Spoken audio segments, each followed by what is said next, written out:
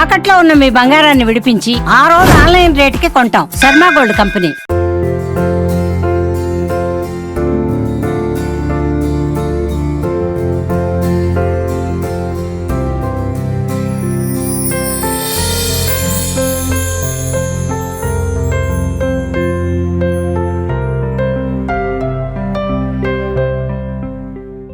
నమస్కారం, welcome to Suman TV.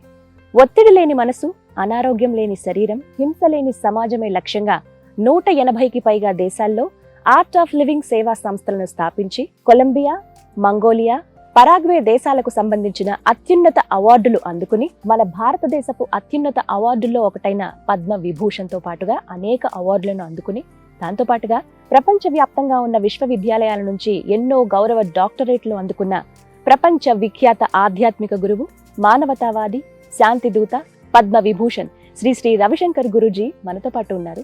వారితో మాట్లాడదాం. నమస్కారం గురూజీ. నమస్కారం. ఎలా ఉన్నారు? బాగున్నామ్మా, మీరు? నేను చాలా చాలా బాగున్నాను. ముందుగా మీ పాదాలకి నా నమస్కారాలు. చాలా సంతోషం, ఈ అవకాశం మాకు ఇచ్చినందుకు మేము నిజంగా ధన్యులు అని అనుకుంటున్నామండి. చాలా చాలా ఆనందంగా ఉంది. కొన్ని కొన్ని మాటలు మనం వర్ణించలేము అని అంటారు కదా, అలాంటి భావన మిమ్మల్ని చూసిన తర్వాత నాకు కలిగింది. చాలా చాలా సంతోషం. ఫస్ట్ ఆఫ్ ఆల్ ఇంటర్వ్యూకి యాక్సెప్ట్ చేసినందుకు ఇది మా అదృష్టం అండి. మిమ్మల్ని నేను టీవీలో ఇలాగే రీల్స్లో మీరు చెప్పే మాటలు విని ఇన్స్పైర్ అయిన పర్సన్స్లో నేను ఒకదాన్ని ఖచ్చితంగా చెప్తాను అన్నమాట. సో ఇలా అవకాశం రావడం అనేది చాలా సంతోషం అనిపిస్తాం. ఆనందం కోసం రకరకాల ప్రయత్నాలు చేస్తూ ఉంటారు ఫర్ హ్యాపీనెస్. అసలు సంతోషం, ఆనందం అంటే ఏంటి? ఎక్కడ దొరుకుతుంది? డబ్బులు పెట్టి కొనుక్కుంటే దొరుకుతుందా? అది అందరూ కనుక్కున్నారు కదా. డబ్బులు ఉండేప్పుడు అది ఒక సుఖ సువిధం వస్తుంది, కానీ ఆనందం రావట్లేదు. ఆనందం మన లోపలే ఉంటుంది. అది మన మన పరిస్థితి దగ్గర అది డిపెండ్ నిర్భరిస్తుంది. మన పరిస్థితి ఎట్లా ఉంటుందో దానికి. ఇప్పుడు చూడండి, ఎంత పెద్ద దేశంలో అక్కడ డబ్బను ధారాళంగా ఉంది, మళ్ళీ సుఖం లేదు, ఆనందం లేదు కదా. సంతోషం ఉన్నది అదే వేరే. అదే డబ్బులు పెట్టి ఖచ్చితంగా కొనుక్కోలేం, అది మాత్రం నిజం. మీ దృష్టిలో ఆనందం, పరమానందం, హ్యాపీనెస్ అంటే ఏంటండి అసలు? అది మా స్వభావం. మేము పుట్టింది ఆ స్వభావం జొతలే పుట్టాము. మన లోపల ఉంది అది. మన బేసిక్ నీడ్స్ అన్ని దొరికితే తర్వాత మన కంఫర్టబుల్గా ఉంటాం కదా, అప్పుడు మన లోపల నుంచి ఆనందం పెరుగుతుంది. అంటే అది వస్తువులతో వస్తుందంటారా? వస్తువులు లేకపోతే ఆనందం, దుఃఖం వస్తుంది, కానీ వస్తువుల నుంచి ఆనందం వస్తుంది అని చెప్పరాలేదు. ఒక ఫోన్ కొనుక్కుంటే చాలా సంతోషంగా ఫీల్ అవుతాం ఆడవాళ్ళగా మేము. ఒక చీర కొనుక్కుంటే ఆనందిస్తాము, ఒక నగ వేసుకుంటే ఆనందిస్తాము. అదన్నీ క్షణిక సంతోషం, క్షణిక సుఖము. అది కూడా మంచిదే, అదేమి చెడు లేదు. అందరూ ఒక క్షణిక సంతోషం అవుతుంది. ఇప్పుడు ఆకలి పెట్టకపోతే భోజనం చేస్తే అప్పుడు సుఖం దొరుకుతుంది. అట్లే చాలా టైర్డ్ అయిపోతే కొంచెం నిద్ర చేస్తే అప్పుడు సుఖం దొరుకుతుంది. ఇదన్నీ నార్మల్ అండి. మళ్ళీ మన లోపల ఒక ఆశ ఉంటుంది కదా, ఇచ్చ ఉంటుంది కదా, ఒక కోరిక ఉంటుంది. పెద్ద ఆనందం నాకు దొరకాలి అని, శాశ్వతంగా ఆనందం ఉండాలి అని.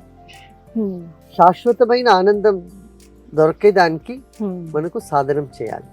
సాధన ఎలా చేయాలి? ఆ సాధన అంటే వర్తమానములు మన మనసు పెట్టుకొని నేనెవరు అని విచారం చేయాలి. మార్పుడుతుంది అన్ని పరిస్థితులు. మన శరీరము అండర్గోయింగ్ లాట్ ఆఫ్ చేంజెస్. దీని మధ్యలో మన లోపల ఒక తత్వం ఉంది, ఒక సత్యం ఉంది. అదేమని కనుక్కోవాలి. అది కనుక్కొని స్మైల్ ఉంటుంది కదా, అది ఎప్పుడూ శాశ్వతంగా ఉంటుంది. అది యాక్సెప్ట్ చేయటం కూడా రావాలి, ఆ చేంజ్ ని. అంటారా? మీరు ఒప్పుకుంటారా? ఆ చేంజ్ వచ్చేస్తుంది. మన లోపల ఉండే ఒక ఊర్జాలు, ఎనర్జీ మనకు అనుకుంటే మన వ్యవహారంలో చేంజ్ వచ్చేస్తుంది, మన శరీరంలో కూడా చేంజ్ వస్తుంది, మన థింకింగ్లో కూడా. అప్పుడు అందరూ మన వాళ్ళని ఒక పెద్ద మనోభావము కూడా పెరుగుతుంది. అప్పుడు ఇలా సంతోషంగా కనిపిస్తారేమో ప్రతి ఒక్కరు, చిరునవ్వు నవ్వుతూ అందరినీ పలకరిస్తూ. చిరునవ్వు ఉంటుంది. ఇది ఖచ్చితంగా అబ్జర్వ్ చేయగలం ఎదుటి వ్యక్తిలో మనం. ఇప్పుడు గురు 3 విషయం గానము, జ్ఞానము, ధ్యానం, ఇది 3 జీవితంలో ఉండాలి. ఇప్పుడు సంతోషం అయ్యేప్పుడు పాటలు పాడతాము. అవును, కదా, సంతోషంగా కదా, సంతోష గానం చేస్తాం. గానం చేస్తాము. జ్ఞానము, జ్ఞానం అంటే మా జీవితం ఏమి, ఈ ప్రపంచం ఏమి, ఇదన్నీ ఏమి, ఎవరు చేశారు దీనికి, ఇది అంతం ఎక్కడా, ఆది ఎక్కడా అని ఒక విచారం చేసేప్పుడు కూడా మన లోపల ఒక అఖండమైన ఆనందమైన ఒక ఊర్జ, శక్తి పెరుగుతుంది. జ్ఞానము, మళ్ళీ ధ్యానం అంటే నిర్విషయం మన, అది నేర్పించుకొని చేయాలి. కొంచెం 10 నిమిషాలు 20 నిమిషాలు మేము చేసుకుంటా ఉంటే దాంట్లో చాలా లాభం ఉంటుంది. అలవాటు చేసుకోవాలి ఒక్కొక్కరు. ఒక రోజులో ఎంతసేపు ధ్యానం చేస్తే మనిషి ఆరోగ్యవంతంగా ఉంటారు? ఇన్నర్ అండ్ అవుటర్ రెండు మాట్లాడుకుంటారు. ఒక 20 నిమిషాలు 20 నిమిషాలు ధ్యానం చేసే సమయంలో 20 నిమిషాలు 30 నిమిషాలు చేయొచ్చు, చాలా. గురుజీ, ధ్యానం చేసే సమయంలో ఏమని అనుకోవాలి? అంటే పఠించవలసింది ఏంటి? ఏమైనా స్మరణ చేసుకోవాలా? ఏం చేయాలి అసలు? ధ్యానం అంటే మనసులు విశ్రామం, ఒక విశ్వాసము, మళ్ళీ విశ్రామం, ఇది 2 ఉండాలి. విశ్వాసం అంటే ఏమి? అన్ని మంచిదే అవుతుంది, నమ్మాలి ఫస్ట్. నమ్మిక, ఒక విశ్వాసం, నమ్మాలి, విశ్వాసం ఉండాలి. అది జ్ఞానించే ధ్యానం వస్తుంది, విశ్వాసం వచ్చేస్తుంది. మళ్ళీ విశ్రామం చేసుకోవాలి. ఇది ఖచ్చితంగా ఫాలో అవ్వాలి అందరూ. ఒకటి నాకు అనిపించిందండి, ప్రస్తుతం ఉన్న సమాజంలో ఆర్టిఫిషియల్ ఇంటెలిజెన్స్ AI ఎంత పెరిగిపోయింది అని అంటే పోటీ పడుతోంది మనుషులతో. ఉదాహరణకి మా యాంకర్స్ విషయానికి వస్తే ప్రెజెంటర్స్ ఇంకొకటి ఏఐతో ఒక క్రియేట్ చేస్తుంది, ఉండాలి. కానీ మనుషులకి బద్ధకం పెరిగిపోతుంది. బాధ్యత అని మేము అనుకుంటే బాధ్యత ఉంటుంది, అది మా ఒక ఆపర్చునిటీ అని చూడాలి దాంట్లో. అంటే ఒక మనిషినే సృష్టించేస్తున్నారు, రోబోజే అవే వర్క్ చేసేస్తూ ఉన్నాయి మన ప్లేస్ లో. అవి ఛాలెంజ్ ఇస్తుంది కదా, యాక్సెప్ట్ చేయాలంటారు. చేయాలి. ఇలాంటి సమయంలో మనలో స్పిరిచువాలిటీ ఎంతవరకు ఉంటుంది? ఫోన్ వచ్చే తర్వాత ఇప్పుడు ఎవరు లైబ్రరీ వెళ్ళరు, అన్ని గూగుల్లే అన్ని దొరుకుతుంది. ఏం కావాలన్నా సెర్చ్ చేసి, ఏం కావాలంటే అక్కడే సెర్చ్ చేయరు. ఇప్పుడు లైబ్రరీ ఎవరు, మళ్ళీ లైబ్రరీ కూడా ఒక వాల్యూ ఉంది, ఇప్పుడు కూడా లైబ్రరీలో దానికి ఒక అలాగే ఉంటుంది. అది కూడా గ్రంథాలయం విలువ, గ్రంథాలయం ఖచ్చితంగా విలువ ఉంటుంది. కానీ మీరు అన్నారు ఇప్పుడు ఆడియో బుక్స్ కూడా వచ్చేసాయి, అన్ని ఫోన్స్ లో అవైలబుల్ ఉన్నాయి. మరి ఇలా అన్ని మనకి చేతిలో అంది వస్తున్న ఇలాంటి తరుణంలో ఒక మనిషిలో స్పిరిచువాలిటీ ఎంతవరకు ఉండగలుగుతామా అని కంపేర్ చేసుకుంటే? స్పిరిచువాలిటీ ఎప్పుడు ఉంటుంది, అది శాశ్వతంగా ఉంటుంది. ఎందుకంటే మన లోపల ఆ శక్తి ఉంది, స్పిరిచువల్ పవర్ అందరి లోపల కూడా ఉంటుంది. ఇప్పుడు మేము శాంతిగా ఉన్నాము, గొడవలు చేసుకొని ఉన్నాము అంటే కూడా అప్పుడు కూడా వాళ్ళ లోపల స్పిరిచువల్ పవర్ ఉంటుంది. దానికే స్పిరిచువాలిటీ నుంచి ఆధ్యాత్మికం అంటే మన అన్ని కార్యాలకు అది ఒక సపోర్టివ్గా ఉంటుంది. మన ఎనర్జీ వస్తుంది, శక్తి వస్తుంది మన లోపల. విచారం విచారము వస్తుంది, ఎప్పుడు కావాలంటే అప్పుడు. ఉత్సాహం ఉంటుంది పని చేసేదానికి, ఇదన్నీ కావాలి కదా. ఒక మనిషికి గురుజీ చేసే పని కాకుండా ఆ వ్యక్తి యొక్క గుర్తింపు ఏంటండి, అసలు ఎలా ఉండాలి? ఇది మేము చాలా ఐడియలిజం పెట్టుకుంటే అదే ఒక బాధలో అయిపోతుంది. దానికి మనం సహజంగా ఉండాలి. ఏమి లైఫ్లో ఎప్పుడు ఏం వస్తో అది అట్లే స్వీకరించి ముందుకు వెళ్ళాలి. మేము అట్లా ఉండాలి ఇట్లా ఉండాలి అనుకుంటే అదే ఒక బాధ, అదే ఒక బంధనము, నిబంధన అవుతుంది. దానికి టేక్ లైఫ్ ఈజీలీ అని నేను చెప్తాను. చాలా సీరియస్గా లైఫ్ తీసుకొని మీరు ఊరికే బాధపడతా ఉంటారు. Take life easily. మళ్ళీ కమిట్మెంట్ ఉండాలి, ఒక నిష్ఠ, ఒక నిశ్చయము, కరుణ, ఈ క్వాలిటీస్ ఉండాలి అంతే. మళ్ళీ ఎట్లా ఏం వస్తుందో ఆ క్షణంలో అట్లే మేము ముందుకు వెళ్ళాలి.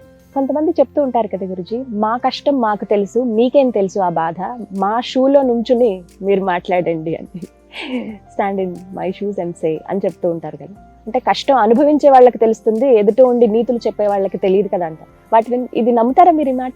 అది వాళ్ళకు అట్లా కనిపిస్తుంది. వాళ్ళకు ఏం తెలీదు అంటే అందరికీ అట్లా కష్టం అవుతుంది, అందరూ ఆ కష్టం అనుభవించారు అందరికీ. దానికే చెప్పేది సులభం, వెళ్ళేది కష్టము అని ఒక భావనే ఉంటుంది. దానికి నేను చెప్పేది ఉపదేశం చెప్తే చేస్తే అప్పుడు అది సరిపోలేదు, పోదు. అప్పుడు ఏమంటే వైబ్రేషన్ నుంచి మార్పు రావాలి. ఊరికే ఏదో చెప్పేస్తే ఊరికే ఏదో చెప్పేస్తే దానికి ఒక మార్గం చూపించాలి వాళ్ళకి అనేది మీ భావన. మార్గం నుంచి నేను చెప్తాను ఒక ఆశీర్వాదం, బ్లెస్సింగ్స్, విషెస్, అది పని చేస్తుంది. అది రిసీవ్ చేసుకునే గుణం కూడా వాళ్ళలో కూడా ఉండాలి. అది ఉంటుంది అందరూ లోపల ఉంటుంది. ఒక విశ్వాసం ఎవరికి ఉందో వాళ్ళకే పని చేసేది అట్లా లేదు. ఒక సమర్థ వ్యక్తి ఉండే అప్పుడు, గురువు ఉండే అప్పుడు అందరికీ అది ప్రభావిస్తుంది. ఇంతమందిని మీరు చూస్తూ ఉంటారు కదండి, మీకు అనిపించిన భావన ఏంటంటే, మీకు బాగా గుర్తుండిపోయిన సంఘటన ఏదైనా ఉందా ఇన్నేళ్లలో, మిమ్మల్ని బాగా కదిలించిన సంఘటన ఏదైనా? ఒకసారి ఆంధ్రప్రదేశ్ నుంచి 2 బస్సుల నాక్సలైట్ వాళ్ళందరూ ఇక్కడ వస్తారు. వాళ్ళు ఒక 17 hours ట్రావెల్ చేసి ఇక్కడ వస్తారు. గురుదేవ్ కలవడానికి వస్త్రి. నేను అడిగి మీకేం కావాలి, ఏం చేస్తా ఉన్నాను? బస్సులో బమ్ ఉంది. మహిళా సిపాయి అండి, వాళ్ళు గన్ అన్ని పెట్టుకొని ఇక్కడ వచ్చింది. గురుగారు ఎవరో చెప్తే మీ దర్శనం తీసుకుంటే మన జీవనంలో ఒక చేంజ్ అవుతుంది, దానికే వచ్చామని. నేను మీరు ఇక్కడ ఉండిపోయింది, I can't go, I can't stay. They said we cannot stay. We had to go back. And then they said all their history. I said మీకేం కావాలి? చూడండి, మేము పేదవాళ్ళే ఉన్నాము, వనవాసం చేస్తా ఉన్నాము, అడవిలో ఉన్నాము. మేము చాలా ఇక్కడ సమస్యలు ఉంది. నాకు ఎలక్ట్రిసిటీ లేదు, నీళ్ళు లేదు, ఓ స్కూల్ లేదు, కాలేజ్ ఏమీ లేదు. నేను మీకు స్కూల్ ఇస్తే, మీకు ఆర్గానిక్ ఫార్మింగ్ అని నేను మీకు ఎడ్యుకేషన్ ట్రైనింగ్ ఇస్తే మీరు వదిలేసి వస్తారా అని నేను అడిగి వాళ్ళు చేస్తారు. వాళ్ళు they all left the same night because they said we had to go back. They went back. They had వాళ్ళ దగ్గర గన్స్, బాంబు, హ్యాండ్మేడ్ గ్రానైట్ అన్ని పెట్టుకుని వచ్చారు. Then they went back. Okay. దాని తర్వాత వాళ్ళ హింసా మార్గం వదిలేసి వాళ్ళందరూ నార్మల్ లైఫ్ లో వస్తారు. 56 of them. Oh my God. ఎన్ని సంవత్సరాలు అయి ఉంటుంది Guruji? This is 2001 or so something oh my God. Old campus. దాని తర్వాత నక్సలైట్ రీజన్లో మనకు కార్యక్రమం బాగా జరిగింది. Thousands of Naxalites then lay down the arms. ఎవరు మేము చెడు వాళ్ళు చెడు మనుషులు అనుకుంటామో వాళ్ళ లోపల కూడా ఒక మంచి వాళ్ళు ఉంటారు. అది మేము అది చూసాను, నేను అదే చూసేది. అందరి లోపల ఒక మంచి వ్యక్తి ఉన్నాడు, అతను బయట రావాలి. దానికి అక్కడ స్ట్రగుల్ చేస్తూ ఉంటారు.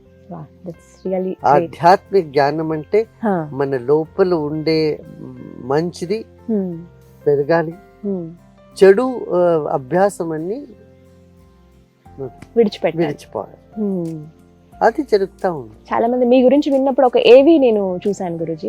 అందులో కొంతమంది ఖైదీలు ఎవరైతే ఉన్నారో ప్రిజనర్స్, వాళ్ళల్లో ఆ మార్పు మీరు ఇప్పుడు అన్న మాటే ఖచ్చితంగా అక్కడ కూడా మీరు అదే మాట చెప్పారు. అంత చెడు చేసిన వాళ్ళల్లో కూడా ఒక మంచి ఉంటుంది, మంచిది ఉంటుంది. వాళ్ళు అసలు కంటతడి పెట్టుకున్నారు అంటే చూసి వాళ్ళల్లో ఒక నెక్స్ట్ అంటే ఇంకొక జన్మలాగా వాళ్ళు భావించారు మిమ్మల్ని కలిసినప్పుడు. అది చాలా సంతోషం అనిపించింది. ఎన్నో మిరాకిల్స్ కూడా జరిగాయి ఇన్నేళ్లలో. ఇది మీకు బాగా గుర్తుండిపోయిన సంఘటన అని చెప్పారు. మీకు బాగా బాధ అనిపించింది ఉందా ఇన్ని సంవత్సరాల్లో? బాధ లేదా? ఎప్పుడు సంతోషంగా ఉంటారా? మీరు సూర్యుడు అడిగితే మీరు ఎప్పుడు లైట్ ఇస్తా ఉంటారా అంటే ఏం ఎప్పుడు వెలుగుతా ఉంటారంటే వెళ్ళి చెప్తారు. మీ పర్మిషన్ తో మీ దినచర్య ఎలా ఉంటుందో మేము తెలుసుకోవచ్చా? మన దినచర్య యునిక్ గా ఉంటుంది. ఎందుకంటే నేను వేరే వేరే ప్రదేశంలో వెళ్తా ఉంటాను, ప్రయాణంలో ఉంటాను. నవడేస్ చాలా వరకు కాన్ఫ్లిక్ట్స్ చూస్తున్నాం. రెండు మతాలు లేకపోతే రెండు కులాలు ఇలా వాటికన్నా కూడా ఇద్దరు మనుషుల మధ్యలో మొత్తం దేశాలు కానీ చాలా చోట్ల ఈ కాన్ఫ్లిక్ట్స్ ఎందుకు వస్తున్నాయి అసలు? అది స్వభావం, నేచరు.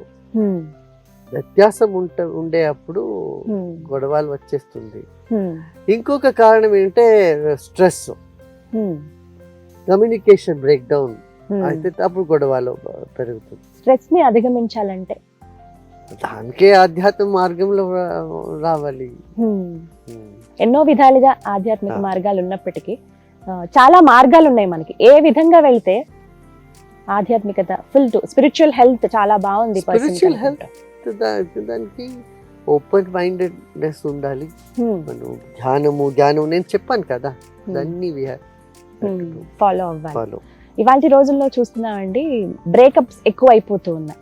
సో ఇక్కడ అండర్స్టాండింగ్ ప్రాబ్లమా, కమ్యూనికేషన్ ప్రాబ్లమా? అది ఎవరైనా సరే, ఫ్రెండ్స్ మధ్య కావచ్చు, వైఫ్ అండ్ హస్బెండ్ మధ్య కావచ్చు, ఫ్యామిలీ రిలేషన్సే కావచ్చు, ఎవరైనా సరే ఎందుకు ఎక్కువగా చూస్తున్నాం? ప్రశ్నలు ఉత్తరం ఉంది అక్కడ, మీరే చెప్పాలి.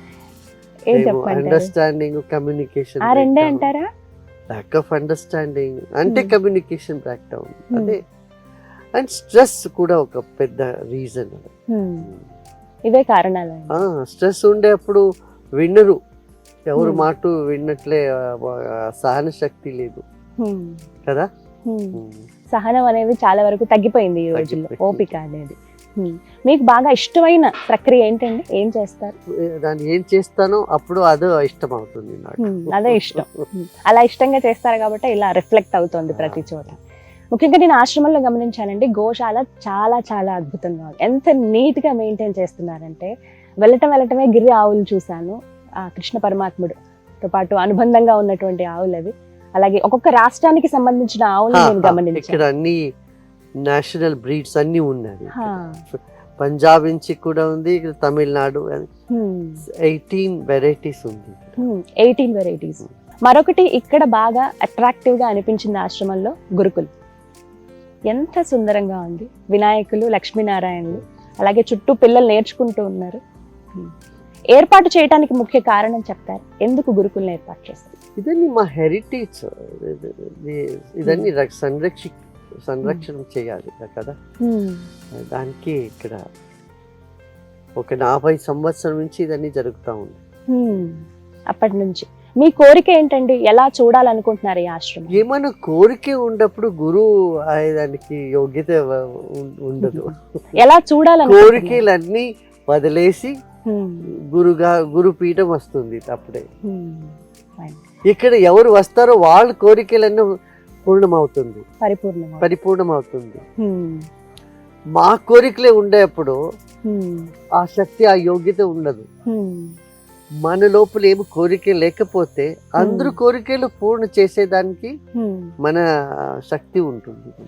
ఇక్కడ అదే జరుగుతా ఉంది.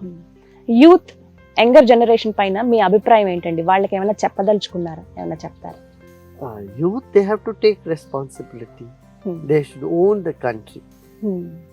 ఈ దేశం మనది అని వాళ్ళకి ఒక ఆత్మవిశ్వాసము, దేశ భక్తి ఉండాలి. అది వచ్చేస్తే అన్ని సాధు. పాలిటిక్స్ లోకి వాళ్ళు రావటం, మార్పులు గాని ఇవి అవసరం అంటారా? యూత్ అవశ్యంగా వాళ్ళు ఖచ్చితంగా ఉండాలి. ఖచ్చితంగా చేయాలి. అంటే భారతదేశం అనగానే యంగర్ జనరేషన్ ఎక్కువ ఉంటారు, ఖచ్చితంగా చెప్తారన్నమాట. వివేకానంద గారి మాటలే కావచ్చు. యంగర్ జనరేషన్ ఉన్నప్పుడు అంత సత్తువ మనకుంది, మనం ఏమైనా సాధించగలము మిగతా దేశాలతో పోటీ. ఇప్పుడు చాలా దేశాలు కూడా they want young people from India. మీరు విదేశాలకు వెళ్ళినప్పుడు మీ భావన ఏంటండి? ఎలా అనిపిస్తుంది అక్కడ స్పీచెస్ ఇచ్చినప్పుడు? అక్కడ మీ భక్తులతో నేను ఎక్కడ వెళ్తే కూడా అది మనదే అండి కనిపిస్తుంది. వాళ్ళకు కూడా అట్లే ఒక భావన వస్తుంది. వాళ్ళకు నేను వేరే అని ఒక ఫీలింగ్ రాదు. వాళ్ళకు కూడా మన వాళ్ళే, ఇతరుకు మన వాళ్ళే అని ఒక ఆత్మీయ భావం కనిపిస్తుంది. గురుజీ, ర్యాపిడ్ ఫైర్ క్వశ్చన్స్ మీ పర్మిషన్ తోటి ఒక 1 word లో వాటికి మీ అభిప్రాయం ఏంటి, మీరు ఏమనుకుంటున్నారని చెప్పండి. జీవితం ఒక వరం. మైండ్ మంచిగా తెలుసుకోవాలి. ఇంటెలెక్ట్ వెలగాలి. వాట్ ఈస్ ద బాడీ మీ ఉద్దేశంలో? ఒక శరీరం అంటే శరీర మాధ్యం కలు ధర్మ సాధనం. ఇది ఒక means. Spirituality something you cannot avoid. work do it with commitment. success it will follow you. Don't run after it. nature honor it. God lives in it. war worst act of reason should be avoided. You are describing WAR. That's fine. God is hiding inside your heart. youth when you are ready to take challenge. You are youth. Right. Thank you so much, Guruji. It was my pleasure. చాలా సంతోషం. మీరు ఇంత సమయాన్ని, చాలా విలువైన సమయం మీది మా కోసం కేటాయించారు. చాలా అద్భుతమైన వాక్యాలు తెలియజేశారు. నమస్కారం.